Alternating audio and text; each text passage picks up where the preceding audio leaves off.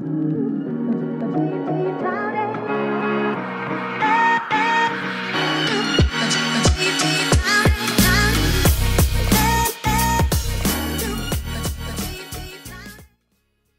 il n'est pas responsable tout seul, c'est comme la vitamine D en fait. Hein.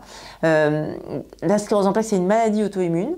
Donc, vous avez une petite part génétique. Hein. Vous avez un système immunitaire qui a tendance, on va dire, à faire des auto-anticorps et un système nerveux central qui n'a peut-être pas, qui a peut-être une sensibilité un peu aux anticorps qui vont venir l'attaquer ou une barrière qui n'est pas très bien imperméable.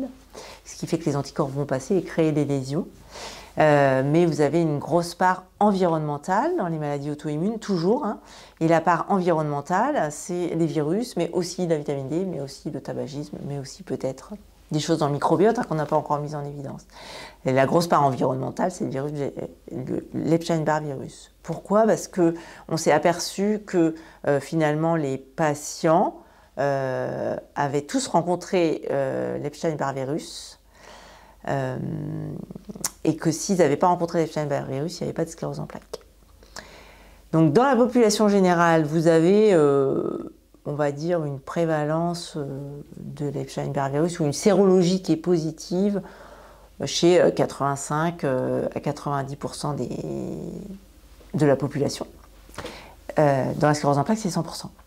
Hein. Après, c'est pas parce qu'on a fait une mononucléose infectieuse ou qu'on a rencontré l'Epstein-Barr virus qu'on va faire une sclérose en plaques. Hein. Vous voyez, c'est vrai dans l'autre sens. C'est-à-dire que on a rencontré l'Epstein-Barr virus et notre système immunitaire il a développé des anticorps, probablement par d'autres facteurs environnementaux aussi, hein, et ça a créé la sclérose en plaques.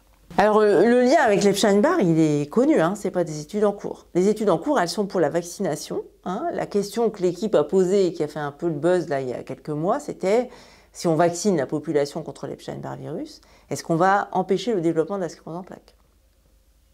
Ça, on n'a pas la réponse à cette question-là. Hein.